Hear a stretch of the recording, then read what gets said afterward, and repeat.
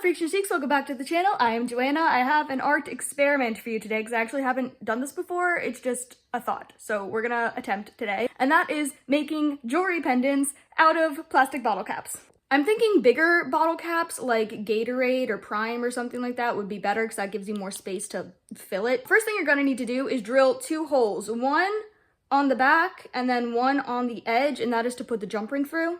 I have scrap fabric, bones, beads, shells, more bones, and dead bugs. I'm going to sift through all of this to figure out little arrangements to go into each of these bottle caps, aka necklace pendants, and figure out what looks cute.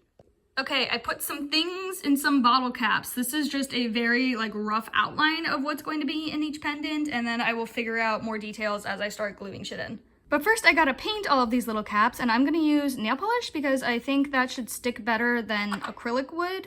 Obviously, some of these are going to need 2 or 3 coats because the nail polish I'm using right now is definitely a topper, not a base coat, so it's super transparent, but it's fine.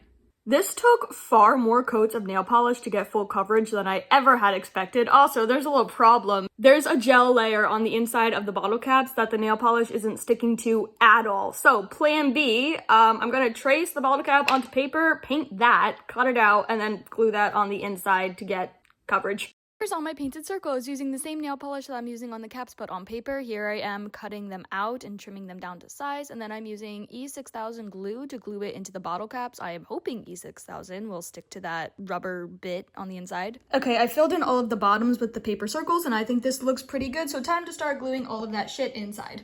Okay, well, I thought I could get to gluing shit in, but then I realized I need to put a clear coat on to seal the nail polish, and then I need to wait for that to dry. And then I can put a gluing shit in. Waiting for these multiple layers of nail polish to dry is taking fucking days, which is not what I expected. I thought the nail polish, I would be done with the nail polish in a day, and then I could go on to gluing shit in. I was sorely mistaken. Okay, so I got them all sealed with multiple coats of Mod Podge and nail polish, mostly nail polish, and I also got the rings into all of them except for 2. However, I don't know how well this sealing is going to hold up because I can imprint my nail into the back of some of them. See, there's a little mark there. So it's not a hard sealant, which is really weird. So this shit is definitely going to scrape off if it hits into something hard, which is not ideal because I would like this to last, especially if I'm gonna try to sell these at vending events. So I don't. No, oh yeah, this one really picks up my nail. Hang on. Yeah, that's not ideal. I'm gonna keep going with this project and hope for the best, and just, if I sell anything, tell people to be really careful with it because the paint will chip. I have put all of the things in their designated cap, and now time to glue all this shit in.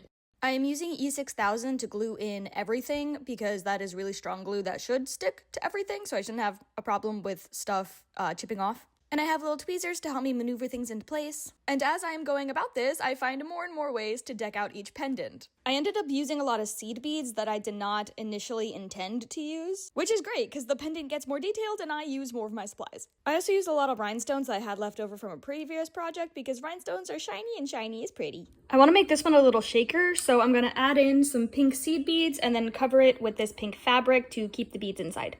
Okay, I got everything glued down and I sealed everything with another coat of nail polish, and now I need to make the strings to actually wear it as a necklace. So I have a lot of ribbon and embroidery thread, and there is fishing wire in there somewhere, and I have beads to jazz it up and lace and stuff, so time to go figure all of that shit out now.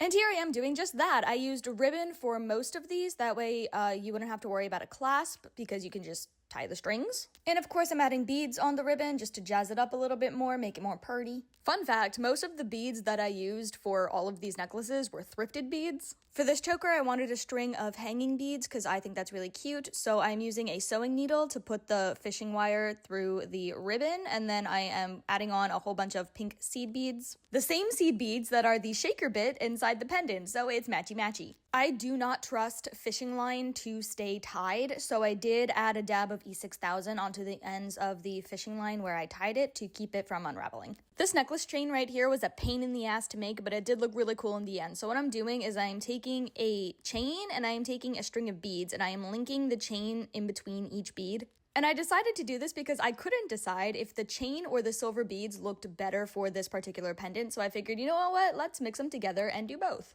And that was a tedious motherfucking decision. So I finally have them all finished, and I have them laid out on a t-shirt for you to look at. If you hear music in the background, that would be my neighbors. They're throwing a party. Anyway, so I originally intended these to be chokers slash really short necklaces, which is why I chose ribbon for most of them. That way you can tie it into a choker or have it hang a little bit lower, but for some of them, I got a little more crafty with the string. So for this one, I actually put a chain around those Mardi Gras bead necklaces. That was a fucking pain in the ass. That was very tedious and took very long.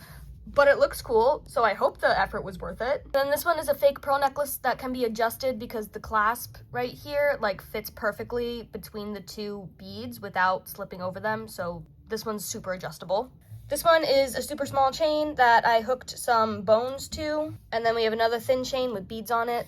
These two are definitely choker length. I don't think you can get them to hang much lower than a choker, but this one does have a lot of extra ribbon, so you might be able to hang it lower, but I think it would sit best as a choker because of the dangle bits here. Fun fact, this ribbon is actually two ribbons. It's a black ribbon, and then I glued the pink ribbon over top of it, and then of course I glued on the rhinestones and added on the beads. And now I'm going to try all of these on for you, and the ribbon ones, like I said before, are super adjustable because you could just tie them to whatever length you want. Fun fact, I did not buy anything new for any of these necklaces. I was just using shit that I already had, and some of the stuff I actually thrifted, like some of the beads that I used on the ribbon. So here's the first one, and it sparkles quite nicely under my ring light. I tied this one a little bit lower to show you what I mean by the adjustability of the length. So fun fact, all of these beads were thrifted. The Mardi Gras beads on the inside were also secondhand. Somebody was giving them away online, so I snagged them. And the rhinestones that I used on all of these necklaces, the white and the black rhinestones, were left over from a previous project. So again, nothing was bought new for these.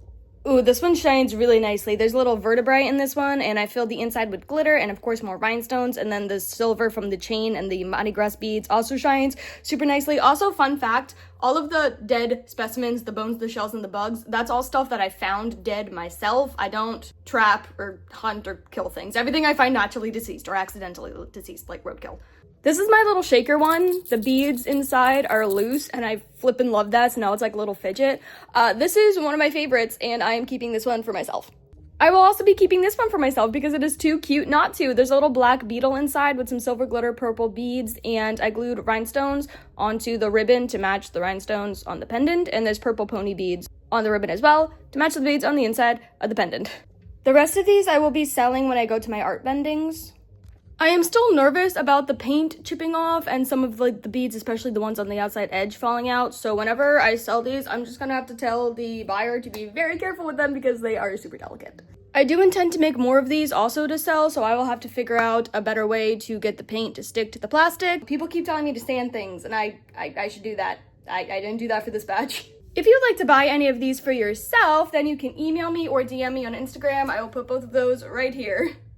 Also, feel free to commission me if you don't like any of the pre-made ones. I'm gonna sell these for $10 each, and then of course shipping depends on where you live and the type of shipping and all of that. Or you can just come to the vending event, so you can just buy it straight off of me and not have to worry about shipping. And this is the last necklace I have to show off. It is so dainty, gives me like ocean princess vibes. So for the ribbon, the beads were already on that, that's how it came, but I did glue on the rhinestones. And that brings us to the end of this video. So thank you so much for watching. I hope you enjoyed. Please remember to like, comment, and subscribe. If you would like to see more of me, then click the link in the description box below. There you can find my Instagram, other Instagram, TikTok, and a whole bunch of other stuff involving me. And with that, I will see you in the next video. Bye-bye.